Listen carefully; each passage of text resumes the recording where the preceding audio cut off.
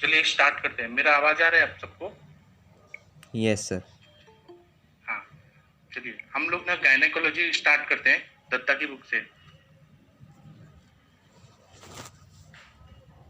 सबसे पहले ना हम एक्सटर्नल जेनेटिलिया ये देखते हैं, anatomy of the female pelvic organs. Datta का बुक से मैं पढ़ा रहा हूँ। External genitalia, the vulva includes mons veneris, labia majora, labia minora, clitoris, vestibule and conventionally the perineum. जब ये जो हम एक्सटर्नल जेनेटिलिया देखेंगे तो इसमें क्या क्या जो ऑर्गन्स रहते हैं वह हमें जानना बहुत जरूरी होता है। तो पहले है मॉन्स वेनेरिस, और उसके बाद में है, आप नीचे जो डायग्राम है पेज नंबर सेकंड में उसमें देखिए कि मॉन्स वेनेरिस क्या है, फिर लेबिया मेजोरा क्या है, लेबिया माइनोरा क्या है, फिर क्लाइटोरिस क्या है, वेस्टिब्यूल क्या है, एंड पेरिनियम। पूरा टोटल जो भी रहता है उसको पेरिनियम बोलते हैं। These are all visible on external examination. It is therefore bounded anteriorly by the mons veneris, laterally by labia majora and posteriorly by perineum. मतलब क्या होता है कि एंटीरियरली क्या होता है, मॉन्स वेनेरिस होता है। आप लोग ना नीचे का जो डायग्राम है दत्ता के बुक में वो देखिए, तो लेबिया मेजोरा कैसा दिख रहा है वो देखिए। इसमें लेबियम मेजस ऐसे लिखा है, फिर लेबियम माइनस ऐसे लिखा है। उसके बाद में हम लोग एक एक चीज देखते हैं। मॉन्स वेनेरिस, मॉन्स प्यूबिस, इसका मतलब है it is a pad of subcutaneous adipose connective tissue lying in front of the pubis and in the adult female is covered by hair। जब ये कोई भी बेबी रहती है तो उसमें क्या रहता है कि कनेक्टिव टिश्यूज रहते हैं, सबकुटेनियस एडिपोस टिश्यूज रहते हैं प्यूबिस के आगे। और जब एडल्ट हो जाता है, प्यूबरिटी आ जाती है, उसके बाद में हेयर्स वहां पे कवर हो जाते हैं। अगर मैं जो बता रहा हूँ वो समझ नहीं आ रहा है तो आप लोग मुझसे पूछ सकते हैं, मैं आपको अच्छे से बताऊंगा। फिर है लेबिया मेजोरा। अब लेबिया मेजोरा जो है उसमें क्या क्या है, तो vulva is bonded on each side by the elevation of skin. वहां पे थोड़ा स्किन एलिवेट होता है और अंदर क्या होता है, सबकुटेनियस टिश्यू होता है which form the labia majora. They are continuous where they join medially to form the posterior commissure in the front of anus. Anus से मतलब ऊपर से ऐसे देखेंगे तो पोस्टीरियर साइड, एंटीरियर साइड, वो सब देखते जाएंगे तो हमें क्या समझ आएगा कि they are continuous when they join medially. Medially में वो ज्वाइन करते हैं to form the posterior commissure in front of the anus. The inner surface of the labia majora are hairless. Inner surface जो है interiorly मतलब अंदर, तो वहाँ hairs नहीं रहते हैं, बाहर की तरफ hairs रहते हैं। The labia majora are covered with squamous epithelium and contains sebaceous glands, sweat glands and hair follicles। समझा आपको? मतलब लेबिया मेजोरा में क्या क्या रहता है, तो स्क्वेमस एपिथेलियम रहता है, सेबेशियस ग्लैंड्स रहते हैं, स्वेट ग्लैंड्स रहते हैं, hair follicles. Beneath the skin, there are dense connective tissue and adipose tissue. The adipose tissue is richly supplied by venous plexus, which may produce hematoma if injured during childbirth। अब क्या होता है कि जब delivery हो रहा है, during delivery child birth हो रहा है, तो वहां पे कभी कभी क्या होता है कि हेमेटोमा हो सकता है बेबी को, लेकिन ज्यादातर होगा ऐसा नहीं है। The labia majora are homologous with the scrotum in the male. जैसे मेल्स में स्कॉटम होता है, द टेस्टिकल्स जिसपे अंदर रहता है, वैसे ही लेबिया मेजोरा भी वैसे ही होमोलोगस रहता है फीमेल्स में। The round ligaments terminate at its anterior third. अंदर से राउंड लिगामेंट आता है इंटीरियरली। हम लोग जो इंटरनल जेनिटिलिया देखेंगे, मतलब इंटरनल जो भी ऑर्गन्स देखेंगे, तो हमें पता चलेगा कि राउंड लिगामेंट क्या होता है, ब्रॉड लिगामेंट क्या होता है। फिर है लेबिया माइनोरा। लेबिया माइनोरा देखिए डायग्राम में। उसके बाद में आप लोगों को समझ आ रहा है क्या? मेरे को कुछ बताइए आप लोगों को, अगर चीज नहीं समझ आ रहा है तो मैं बताता हूँ। हेलो? यस सर, समझ आ रहे हैं। हाँ, अब डायग्राम में देखिए लेबियम माइजस मेजस, इसको लेबिया माइनोरा बोलते हैं। Labia minora are two thick folds of skin.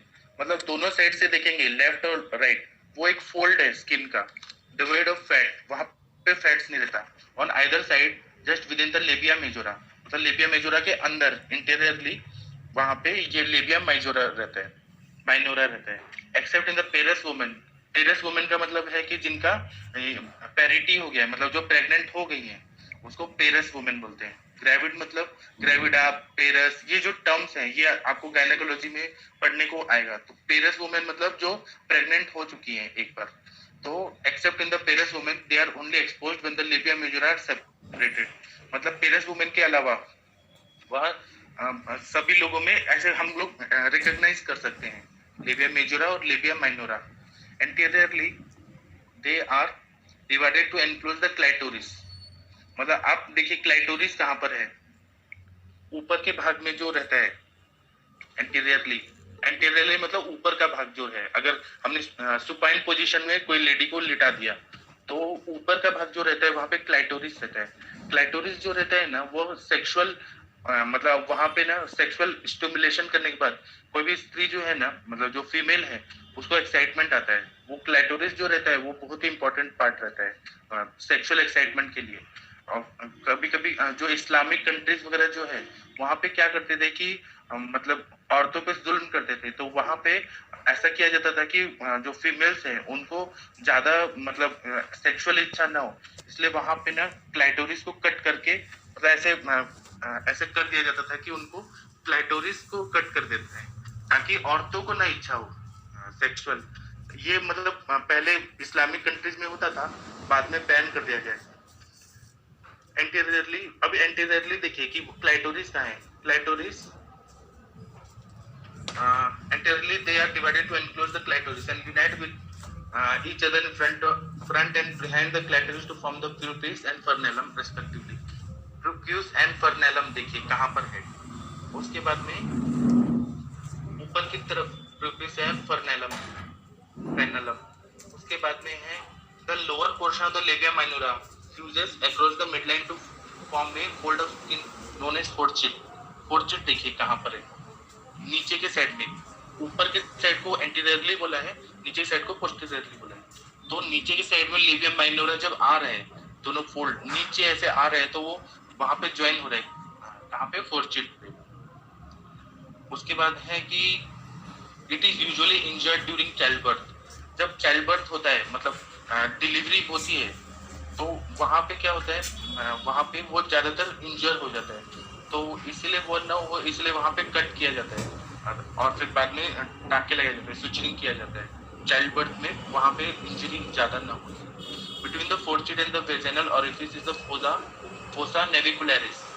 देखिए फोरचिट और वेजाइनल ओरिफिस के बीच में देखिए कहाँ पर है डायग्राम में, fossa navicularis. The labia minora do not contain hair follicles. मतलब लेबिया माइनोरा में हेयर फॉलिकल्स बिल्कुल भी नहीं होते। The fold contains connective tissues. उसमें फोल्ड जो रहते हैं उसमें कनेक्टिव टिश्यूज रहते हैं, न्यूमरस सेबेशियस ग्लैंड्स रहते हैं, erectile muscle fibres and numerous vessels and nerve ending.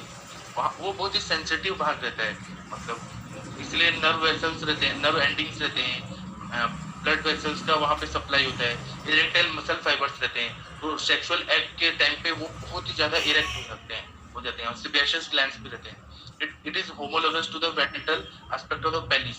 तो मेल का पेनिस होता है उसकी तरह ही ये होमोलोगस है, वैसे ही यहाँ पे जो पेनिस में जैसे एक्साइटमेंट वगैरह होता है तो वहाँ भी लेबिया माइनोरा में भी वहीं पे एक्साइटमेंट होता है, जो मतलब ब्लड वेसल्स नर्व एंडिंग जैसे पेनिस में होते हैं उसी तरह से यहाँ भी होते हैं। मतलब दोनों ना जो सेक्सुअली जो एक्साइटमेंट वगैरह है, ब्लड वेसल्स वगैरह सब सेम रहते हैं वहाँ पे। बस ये है कि यह फीमेल का इस तरह का होता है, मेल का वैसा रहता है। फिर उसके बाद में क्लाइटोरिस। क्लाइटोरिस मैंने जो बताया कि अरब कंट्रीज में ऐसे किया जाता था। Clitoris is a small cylindrical erectile body. बहुत ही छोटा सिलेंड्रिकल इरेक्टाइल बॉडी होता है, measuring about 2.5 centimeter, situated in the most anterior part of the vulva. It consists of glands, a body or two crura. The glands is covered by squamous epithelium is richly supplied with the nerves. वहाँ पे squamous epithelium रहता है और वहाँ पे nerves का supply रहता है। The vessels of the clitoris are connected with the vestibular bulb. वहाँ पे जो क्लाइटोरिस का है वहाँ पे वेस्टिबुलर बल्ब रहता है and are liable to be injured during child birth. जब चाइल्ड बर्थ होता है मतलब डिलीवरी हो रहा है, वहां से बेबी जब आ रहे हैं तो वहां पे वो इंजरी होने का चांसेस बहुत ज्यादा रहता है। लिएबल मतलब चांसेस बढ़ जाते हैं। Clitoris is analogue to the penis in the male. जो क्लाइटोरिस रहता है वो मेल का जैसे इरेक्टाइल ये ऑर्गन रहता है वैसे ही क्लाइटोरिस भी रहता है, but it differs basically in being anteriorly separate from the urethra. अब क्या है कि मेल्स का जो पेनिस होता है वो यूरेथ्रा भी होता है और पेनिस भी होता है, सेक्सुअली भी उसका यूज होता है और यूरिन पास करने के लिए भी, ओपनिंग के लिए होता है। लेकिन यहाँ पे क्या होता है फीमेल में कि यूरेथ्रा अलग होता है और क्लाइटोरिस अलग रहता है। It is attached to the under surface of the symphysis pubis by the suspensory ligament. अब यहाँ पे अंदर लिगामेंट रहता है, एक लिगामेंट मतलब डोरी टाइप रहता है, वह अटैच रहता है सिम्फाइसिस प्यूबिस से। It is attached to the under surface of the symphysis pubis by the suspensory ligament. फिर उसके बाद में है वेस्टिब्यूल। वेस्टिब्यूल देखिए डायग्राम में नीचे कैसा बना है। वेस्टिब्यूल जो है नीचे यहाँ पे मतलब पोस्टीरियरली है, तो वो कैसा है वो देखिए। Vestibule is a triangular space bounded anteriorly by the clitoris. The अंदर का जो भाग रहता है पूरा फोसा में जो रहता है वो पूरे को वेस्टिब्यूल बोलते हैं। उसमें एंटीरियरली मतलब ऊपर के साइड में क्या रहेगा तो क्लाइटोरिस रहेगा, पोस्टीरियरली बाय फोर्चेट, नीचे फोर्चेट रहेगा, and on the either side by labium minus तो लेबियम माइनोरा जो है वो दोनों साइड में रहेगा, आइदर साइड मतलब लेफ्ट एंड राइट। आप लोग को क्या करना है, आप लोग का होमवर्क है कि ये जो है ये पूरा डायग्राम बनाना है और जो भी मैंने पढ़ा है वो पूरे अच्छे से पढ़ना है। फिर मैं आप लोगों से क्वेश्चंस पूछूंगा तो आप लोगों को सब आना चाहिए। और ये एनाटॉमी कंपल्सरली सबको आना ही चाहिए, सारे डॉक्टर्स को आना चाहिए। उसके बाद में बता रहे हैं कि there are 4 openings into the vestibule. Vestibule में 4 ओपनिंग्स रहते हैं। क्या क्या रहते हैं तो यूरेथ्रल ओपनिंग, पहला यूरेथ्रल जहाँ से यूरिन पास होता है। यूरेथ्रल ओपनिंग कैसा होता है तो opening is situated in the midline just in front of the vaginal orifice. सबसे ऊपर मिडलाइन में फ्रंट में वेजाइनल ओरिफिस के फ्रंट में क्या होता है यूरेथ्रल ओपनिंग होता है about 1 to 1.5 centimetre below the pubic arch. The paraurethral ducts open either on the posterior wall of the urethral orifice and or directly into the vestibule. Periurethral ducts जो रहते हैं वो posterior wall में रहते हैं, मतलब नीचे के साइड में रहते हैं urethral orifice। अब इसमें जो एनाटॉमी देख रहे हैं ना, इसमें ये देखिए कि मीडियली क्या है, एंटीरियरली मतलब ऊपर का साइड, पोस्टीरियरली मतलब नीचे का साइड, ये आप लोगों को मालूम है। लैटरली क्या है, मीडियली क्या है, ये जो है ये सारा समझ आना चाहिए। Periurethral ducts open either on the posterior wall of urethral orifice। जो पैरायूरेथ्रल डक्ट्स रहते हैं वो दोनों साइड में रहते हैं, पोस्टीरियर वॉल मतलब नीचे अंदर नीचे के साइड में, और left and right posterior wall में यूरेथ्रल ओरिफिस में होते हैं और डायरेक्टली इनटू द वेस्टिब्यूल या वेस्टिब्यूल में ओपन होते हैं। फिर है main part vaginal orifice and hymen. यह जो वेजाइनल ओरिफिस, ओरिफिस का मतलब होल, होल जो रहता है ओरिफिस, वह जानना जरूरी है कि वह ओरिफिस कैसा होता है। अब यूरेथ्रा ऊपर हो गया, एंटीरियरली हो गया, उसके नीचे वेजाइनल ओरिफिस रहता है। तो कहते हैं the vaginal orifice lies in the posterior end of the, जो नीचे की साइड में वेस्टिब्यूल जो रहता है उसके नीचे की साइड में पोस्टीरियर साइड में पोस्टीरियर एंड में वेजाइनल ओरिफिस होता है। ओरिफिस मतलब होल, जहाँ पे सेक्सुअल एक्ट होता है, जहाँ से मेंसेस आते हैं, उसको वेजाइनल ओरिफिस बोलते हैं। And varying size and shape. जो वेजाइनल ओरिफिस रहता है वह हर अलग अलग लेडीज में अलग अलग साइज एंड शेप में रहता है। इन वर्जिन्स एंड नलीपेरा, अब वर्जिन्स जो रहते हैं मतलब जिनका कभी सेक्सुअल एक्ट नहीं हुआ है उनमें उनको वर्जिन्स बोलते हैं। और नलीपेरा मतलब जिनका ये कभी मतलब प्रेग्नेंट नहीं हुई है, जो छोटी लड़कियां हैं, उनका कैसा होगा। In virgins and nullipara the opening is closed by the labia minora, मतलब उनका जो ओपनिंग रहेगा वो लेबिया माइनोरा से ओपनिंग जो रहेगा वो क्लोज रहेगा। क्योंकि अभी वो छोटी है, उनका कभी सेक्सुअल एक्ट हुआ ही नहीं है, तो वो एकदम क्लोज रहता है। केवल मेंसेस जो आना है वो मेंसेस ही आएगा, बाकी उसमें से कोई एंट्री नहीं हुआ।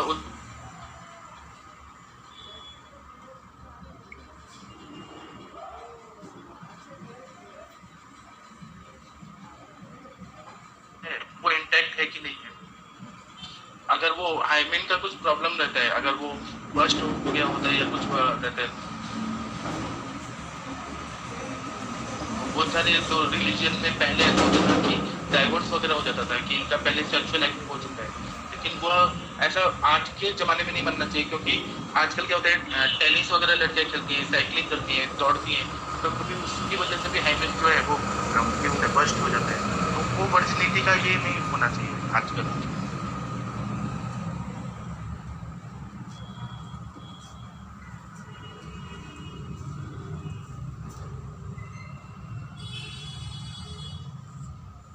वर्जिन मतलब कभी सेक्सुअल एक्ट नहीं हुआ है और उनका हाइमेन जो है वो इंटैक्ट है. In virgin and nullipara the opening is closed by the labia minora. But in parous मतलब जिनका प्रेगनेंसी हो चुका है, इट मे बी एक्सपोज्ड. उसमें यह पूरा अच्छे से वजाइनल ओरिफिस दिखता है. एक्सपोज्ड मतलब दिखता है.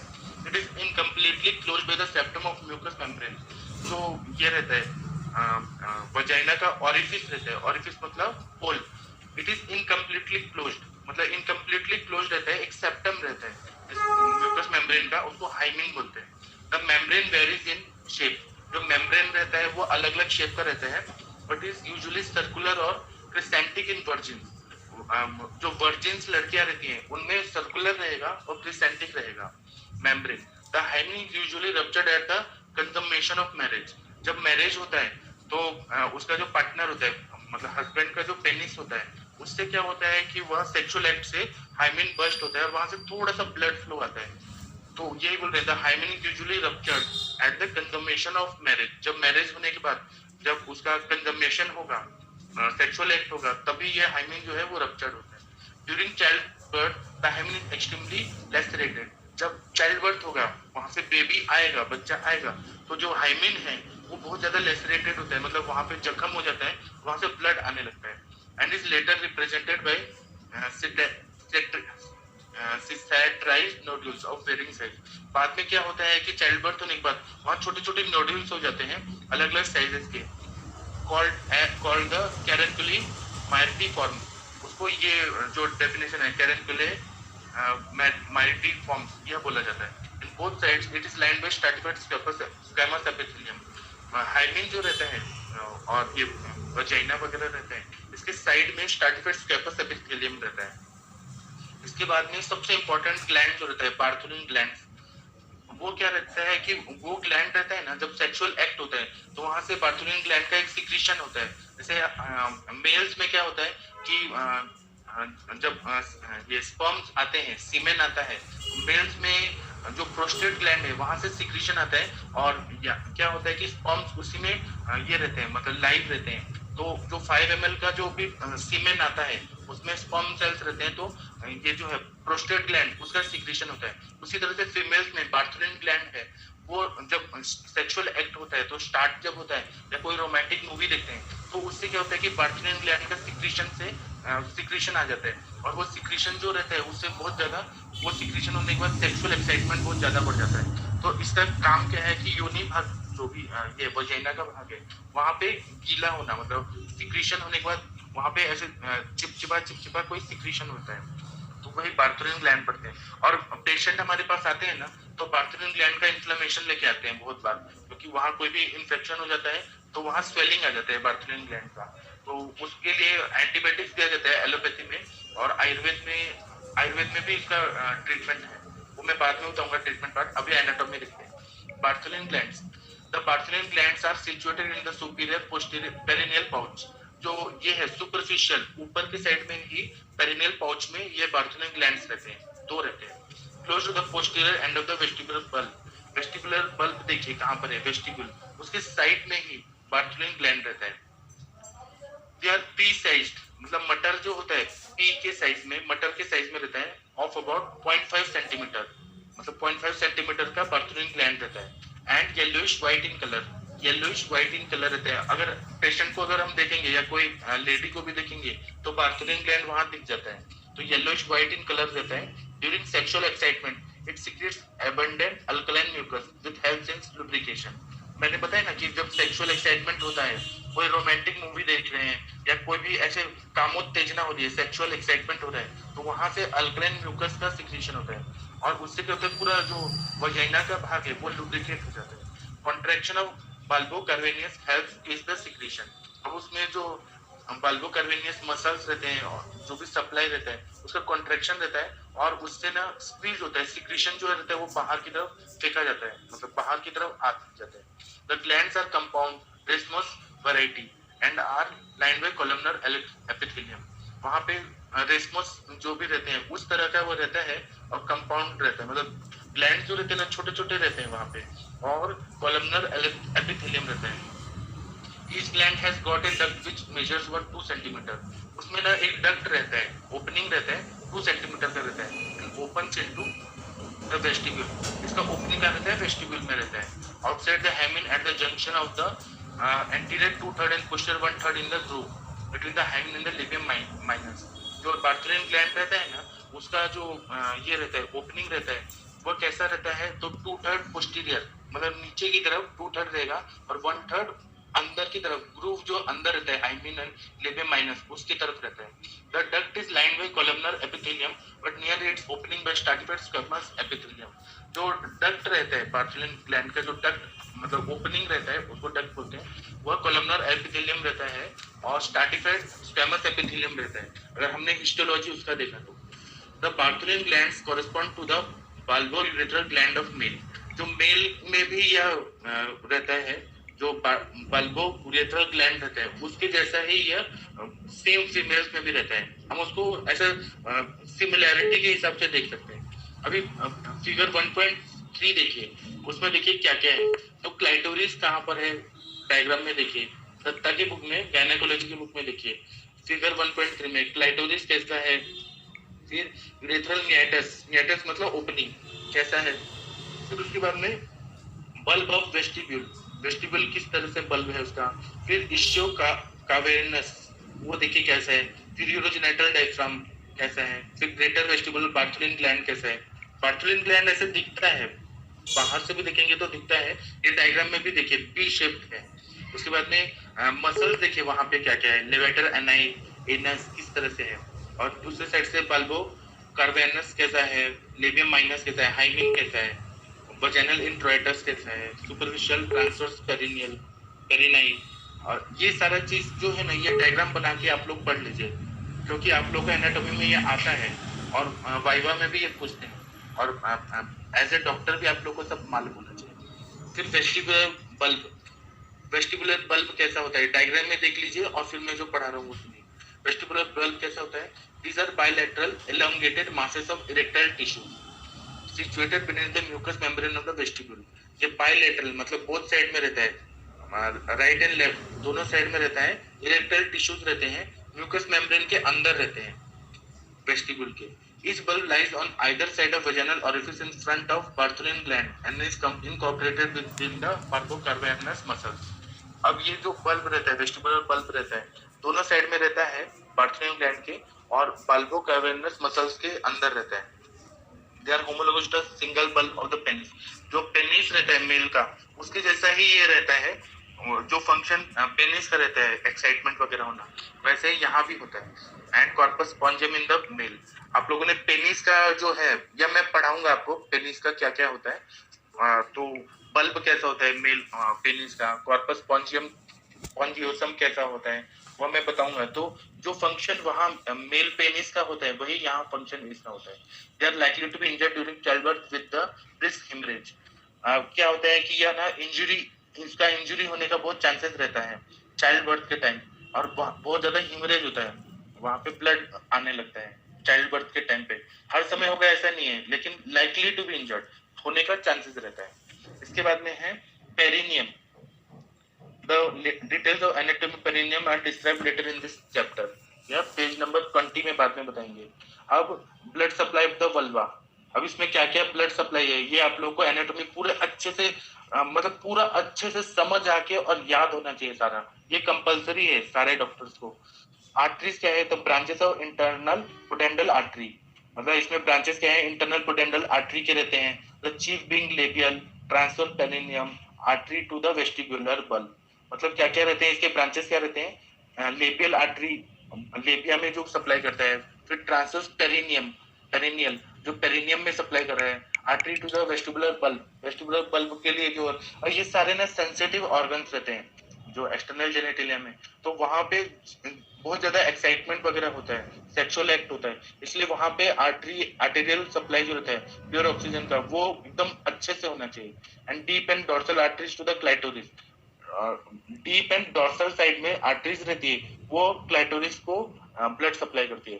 फिर दूसरा रहता है ब्रांचेस ऑफ फीमोरल आर्टरी। जो फीमोरल आर्टरी ऊपर से आ रही है, मतलब फीमर की तरफ से आ रही है, वहां से वो उसका रहता है सुपरफिशियल एंड डीप पेडेंटल आर्टरी, यह उसके ब्रांचेस रहते हैं। वेन्स क्या रहता है? जो इम्प्योर ब्लड लेके जाता है। वेन्स क्या रहते हैं? The vein from plexus and drain into internal pudendal vein, second one vesical और वजाइनल वेनस प्लेक्सस, और third one long saphenous when.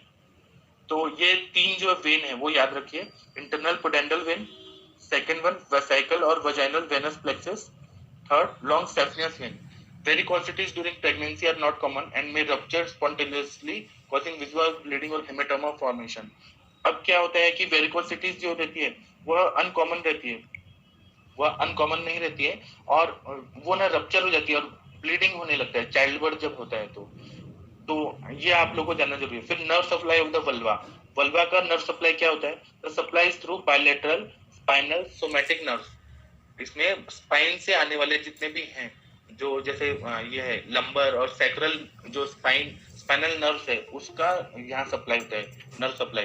Anterior superior part is supplied by the cutaneous branches of the iliolinguinal and genital branches of genitofemoral nerve। L1 and L2 से जो निकलता है lumbar vertebra के, और L1 L2 lumbar vertebra से जो निकलता है जेनेटल ब्रांच, जेनेटोफेमोरल नर्व, उस और इलियो इंग्वेनल नर्व, उसके ब्रांचेस वहां पे सप्लाई करते हैं। And the posterior inferior part of the pudendal branches from the posterior cutaneous nerve of the thigh S2 3 4। जो सैक्रल नर्व्स निकलते हैं सैक्रल बोन के अंदर से, तो उसका भी जो पुडेंडल ब्रांचेस होते हैं उसका भी नर्व सप्लाई होता है। Between these two groups, the vulva is supplied with the labial and perineal branches of pudendal nerve S2, S3, S4। यह रहता है। ये आप लोगों ने पूरा अच्छे से याद कर लीजिए। आप लोगों को समझ आ रहा है कि मैंने क्या बताया अभी तक? Hello? Yes sir. Yes sir. Yes sir. हाँ, तो आप लोग जब पढ़ेंगे तो ये सारा चीज जो भी मैंने पढ़ा है बहुत ही इजी जाएगा।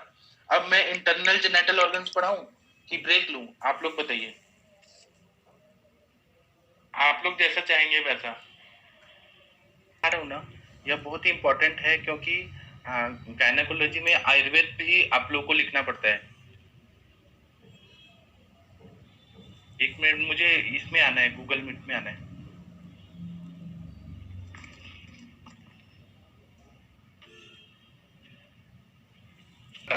इसमें क्या क्या आता है ये आप लोग को बहुत जानना जरूरी है, इंपॉर्टेंट है यह। इसमें क्या क्या सिलेबस में है वो मैं बता रहा हूँ। पहले तो स्त्री शरीर रचना आता है कि मतलब एनाटॉमी जो रहता है आयुर्वेद के हिसाब से क्या है और मॉडर्न के हिसाब से है। तो स्त्री शरीर की रचना, उसमें फिर अवयव परीक्षा मतलब एग्जामिनेशन ऑफ ये क्या क्या रहता है, तो योनि भाग, फिर अस्थि, संधि, आशय, जरायु, पेशी, अंतःफल, स्तन, स्त्रोतस, धमनी, मर्म, यह सब जानना बहुत जरूरी है एनाटॉमिकली। उसके बाद में है शारीरिक क्रिया विज्ञान, मतलब स्त्री शरीर का क्रिया फिजियोलॉजी जानना जरूरी है। उसमें स्त्री शुक्र क्या होता है, रज क्या होता है, रक्त क्या होता है, आर्तव क्या होता है, फिर रजस्वला का मतलब क्या होता है, ऋतुकाल क्या होता है, ऋतुमती क्या होता है। फिर उसके बाद में विकृति विज्ञान, उसमें रजक्षीणता मतलब एमोनुरिया जो रहता है, आर्तव क्षय होता है, रजो वृद्धि क्या सिम्टम रहते हैं, रजो दुष्टि क्या होता है, रक्त प्रदर क्या होता है, मतलब हैवी मेंसेस जब आते हैं उसको रक्त प्रदर बोलते हैं। फिर योनि व्यापक, 20 टाइप्स के योनि व्यापक बताए हैं चरक संहिता में, जो 38 चैप्टर है चिकित्सा स्थान में योनि व्यापक है। तो उसको पूरे अच्छे से समझना जरूरी है, उसको डायग्नोस करना, उसका हेतु जानना, लक्षण जानना और उसकी चिकित्सा ये जानना जरूरी है। फिर रक्त गुल्म होता है, योनि अर्श होता है, मतलब वजाइना के भाग में पाइल्स हो जाते हैं, हेमोराइड्स हो जाते हैं। फिर योनि कंद होता है, फिर सोम रोग, मूत्रातिसार, स्तन रोग, स्तन विद्रदी, स्तन कीलक मतलब ब्रेस्ट में एब्सेस हो जाना, ये अलग अलग जो ब्रेस्ट के डिजीजेज होते हैं वह आयुर्वेद के हिसाब से जानना जरूरी है। फिर अर्बुद क्या होता है, रक्त विद्रदी क्या होता है, यह जानना बहुत जरूरी है। यह आप लोग के सिलेबस में है। अगर मैं आप लोग को ना एनाटॉमी जो है वो मैं पढ़ा दिया हूँ, और अभी मैं ना थोड़ा ये बता देता हूँ। और फिर मेंस्ट्रुएशन क्या होता है, मैं आप लोगों को ना स्त्री शुक्र क्या होता है वो पढ़ाता हूँ। शारीरिक क्रिया का जो भाग है फिजियोलॉजी वो मैं पढ़ा रहा हूँ। तो स्त्री शुक्र क्या होता है, मैं 11 बजे तक लेक्चर लेता हूँ, आप लोग सुनिए। केवल सुनने से भी जितना सुनेंगे ना उतना आप लोगों को फायदा होगा। तो स्त्री शुक्र जो रहता है वो क्या रहता है, तो स्त्री शरीर में जो स्त्री शरीर रहते हैं उसमें मानवीय शरीर की तरह जिस तरह से रस, रक्त, मांस, मेद, अस्थि, मज्जा, शुक्र रहते हैं, 7 धातु बताए हैं, उसी तरह से जो शुक्र रहता है, जो पुरुषों में शुक्र रहता है तो स्त्रियों में आर्तव रहता है। स्त्री शुक्र को ही हम आर्तव बोलते हैं। जिस तरह से क्या होता है कि 7 धातु होते हैं, तो हम लोग बोलते हैं रस, रक्त, मांस, मेल, अस्थि, मज्जा, शुक्र। तो स्त्री शुक्र को यहाँ आर्तव बोला गया है। कुछ लोग बोलते हैं दूसरे ग्रंथकार कि स्त्री शुक्र अलग चीज है और आर्तव अलग चीज है, क्योंकि शुक्र का काम क्या होता है, तो रीजनरेट करना, कोई भी नए सेल्स बनाना, और आर्तव का काम है वो रिप्रोडक्टिव सिस्टम जो है, वहां पे आर्तव वाहिनियां जो रहती हैं, स्त्रोतस रहते हैं, वहां से आर्तव निकलने का काम, गर्भ धारण करने का काम, और नहीं तो मेंसेस में बाहर जो वेस्ट है वो निकलने का काम होता है। तो कुछ लोग बोलते हैं कि आर्तव और शुक्र अलग है, कुछ लोग बोलते हैं एक ही चीज है। उसके बाद में क्या होता है कि आर्तव का काम क्या होता है, तो मैथुन के समय में जब सेक्सुअल एक्ट होता है तो सुख का उत्पादन करने का काम जो रहता है वो आर्तव करता है। और शुक्र जो रहता है नॉर्मली वह क्या करता है कि शरीर को बल, वर्ण, पुष्टि देता है। मैथुन के समय में आनंददायक होता है। पुरुषों में जो शुक्र रहता है वह क्या करता है कि जब शुक्र निकलता है सेक्सुअल कामोत्तेजना के टाइम पे, तब वह आनंददायक होता है और उससे गर्भ की उत्पत्ति होती है। और स्त्रियों में जो रहता है वह आर्तव आता है, और आर्तव जो रहता है अगर सेक्सुअल एक्ट हुआ तो अगर शुक्र और शोणित का संयोग हुआ तो गर्भ की उत्पत्ति होती है। अगर शुक्र और शोणित का संयोग नहीं हुआ तो आर्तव जो है वह मेंसेस के उससे निकल जाता है, बाहर आ जाता है, और हर महीने जो मेंसेस आते हैं उससे वह निकल जाता है। उसके बाद में रज क्या होता है, रक्त क्या होता है, आर्तव क्या होता है। तो स्त्रियों में रजस्राव जो रहता है, मेंसेस जो रहते हैं, प्यूबरिटी कब, मिनार्चे कब होता है, मतलब फर्स्ट मेंसेस जब आते हैं उसको मिनार्चे बोलते हैं। तो वो 12 साल के एज में शुरू होता है, और 50 इयर्स का एज जब रहता है मेनोपॉज के टाइम तक वह मेंसेस आने लगते हैं, तो इसको हम रज बोलते हैं। और यह जो आर्तव है शब्द, रज है और रक्त है, यह अलग अलग शब्द रहते हैं। आर्तव का मतलब मीनिंग अलग है, रज का मीनिंग अलग है, और रक्त का मीनिंग अलग है। आर्तव का मतलब क्या होता है, ग्रंथकारों में चरक संहिता में ऐसा बताया है कि बीजते शुक्र शोणिते बीजस्य अंग प्रत्यंग निवर्तको भागा बीज भाव। मतलब जो बीज रहता है वह कैसे रहता है, आर्तव का मतलब होता है कि गर्भ धारण के समय में शुक्र से जो संयोग करता है उसको स्त्री बीज बोलते हैं। मतलब जो ओवा रहता है, जो ओवरी से निकलता है, और जो स्पर्म और ओवा इसका संयोग होता है उसको स्त्री बीज बोला जाता है। ठीक है, ओवम जो रहता है। फिर उसके बाद में उत्पन्न हुआ जो गर्भ में अस्थि आदि जो पिता का जो भाग रहता है, अस्थि आता है, समश्रु आता है, मतलब दाढ़ी, मूछे और हड्डियां, यह जो है वो पिता से उत्पन्न हुई वो भाग रहते हैं। जो इन्फेंट, जो बेबी बनेगा उसमें वो रहते हैं। कुछ कुछ अवयव रहते हैं वो मातृज रहते हैं, जैसे यकृत हो गया, लीवर हो गया, रक्त हो गया, यह मातृज अवयव रहते हैं। हमें यह जानना जरूरी है कि ओवा जो रहता है उसमें माता के जो अंश रहते हैं वह रहते हैं, और स्पर्म रहते हैं उसमें पिता के उत्पन्न होने वाले अवयव रहते हैं, जैसे बोन्स हो गए वगैरह, और वो छोटे एकदम सूक्ष्म रूप में रहते हैं। इसके बाद में ऐसा बताया गया है कि ये जो आर्तव है उसका 4 अंजलि ऐसा प्रमाण बताया है। उसके बाद में ऐसा बताया कि रजस वाला और ऋतुमती किसको बोलते हैं, तो पुरुषों ने ऐसा बताया है कि जब मेंसेस आ रहे हैं, 5 दिन का जो मेंसेस का टाइम होता है तो उसको रजस वाला स्त्री बोलते हैं, जब वो उसका मेंसेस आ रहे हैं। ऐसा बोला है कि रजस वाला स्त्री के साथ कभी भी सेक्सुअल एक्ट नहीं करना चाहिए, वह अधर्म होता है, मतलब पाप उत्पन्न करता है। और रजस वाला स्त्री में ऐसा बताया है कि मतलब ऋषि मुनियों ने बताया है, उसको ना क्या हो गया है कि अंधविश्वास से जोड़ दिया गया है कि अनटचेबल्स है। जब मेंसेस आ रहे हैं तो स्त्री को ना छूना नहीं चाहिए, उनको खाना बनाने के लिए नहीं देना चाहिए, मंदिर में प्रवेश नहीं करने देना चाहिए। असली में यह सब नहीं था, यह सब अंधविश्वास है। मेन बात है कि उस टाइम पे मेंसेस जब आ रहे हैं 5 दिन, तो क्या होता है कि माइंड में ना मूड स्विंग होता है, चिड़चिड़ापन आता है, और मेंसेस कंटिन्यू आ रहा होता है। तो उस टाइम पे आराम करना बहुत जरूरी होता है, क्योंकि ब्लड फ्लो आ रहा होता है तो पेन हो रहा होता है। ऐसा बताया गया है कि ग्रंथों में जो बताया वो मैं बता रहा हूँ कि दर्भ होता है, मतलब एक घास होता है, उसकी चटाई बनानी है दर्भ का, और उस पे सोना है, पति का दर्शन नहीं करना है, खाने में यव और दूध, मतलब जो शरीर को पोषण देने वाले आहार विहार है वह सब करना है। और उसमें डिप्रेस नहीं रहना है, शोक नहीं करना है, नाखून नहीं काटना है, अभ्यंग नहीं करना है, तेल का मालिश नहीं करना है, स्नान नहीं करना है और काजल नहीं लगाना है, दिन में नहीं सोना है और बहुत ज्यादा भागना दौड़ना नहीं है और बहुत ज्यादा आवाज नहीं सुनना है, बहुत जोर से हंसना नहीं है, ज्यादा बड़बड़ बड़बड़ नहीं करना है, मेहनत का काम नहीं करना है और हवा नहीं लगनी चाहिए शरीर पे। मतलब ये सब जो है ये साइंटिफिक है कि बॉडी को कुछ परेशानी ना हो, क्योंकि जब मेंसेस आ रहे हैं तो बहुत सारा जो ब्लड है वो निकल रहा होता है, तो उस समय वीकनेस आती है। इसी को क्या कर दिया है कि लोगों ने क्या कर दिया है कि वो औरत अनटचेबल है, उसको मंदिर में नहीं जाने देना है, पूजा का काम नहीं करने देना है, किचन में नहीं जाने देना है, या फिर बहुत सारा अंधविश्वास आ गया। वो सब नहीं है, जो साइंटिफिक है कि उसको रेस्ट चाहिए, हवा नहीं लगना चाहिए और उसको स्नान नहीं करने देना है, कि मतलब कैसे भी इन्फेक्शन अनहाइजीनिक प्रॉब्लम ना हो, इसलिए ऐसा बोला है। तो यह जानना बहुत जरूरी है और ब्रह्मचर्य का पालन करना चाहिए। उस समय सेक्सुअल एक्ट नहीं होना चाहिए। अगर सेक्सुअल एक्ट किया जाए तो फिर क्या, अभी मेरे पास एक पेशेंट आए थे, उनका शादी हो गया था और शादी होने के बाद उनको बच्चे नहीं हो रहे थे, 10 साल से उनको ऐसा प्रॉब्लम था। तो उन्होंने बोला कि हमको बच्चे नहीं हो रहे। मैंने ऐसे पूछा कि क्यों नहीं हो रहे, आप लोग कब करते हैं मैथुन, सेक्स कब करते हैं? तो वो लेडी ने बताया कि जब मेंसेस आते हैं तब करते हैं। उनको ये चीज मालूम ही नहीं था कि कब सेक्स करना चाहिए, कब नहीं करना चाहिए। उसकी वजह से अब वो मेंसेस आ रहे हैं और स्पर्म जाएगा तो फिर क्या होगा? कभी कभी अनएजुकेशन रहता है, मतलब हमें, मतलब उनको मालूम ही नहीं होता कि ओवुलेशन का पीरियड कब होता है।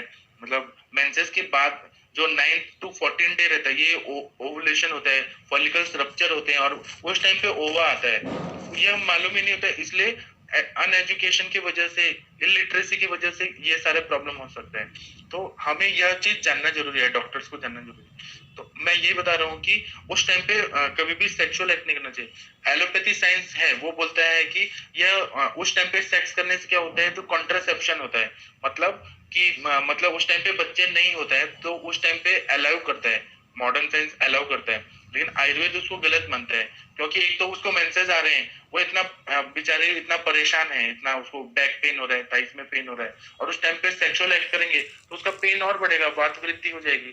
तो यह आयुर्वेद मना करता है, उसको अधर्म माना जाता है।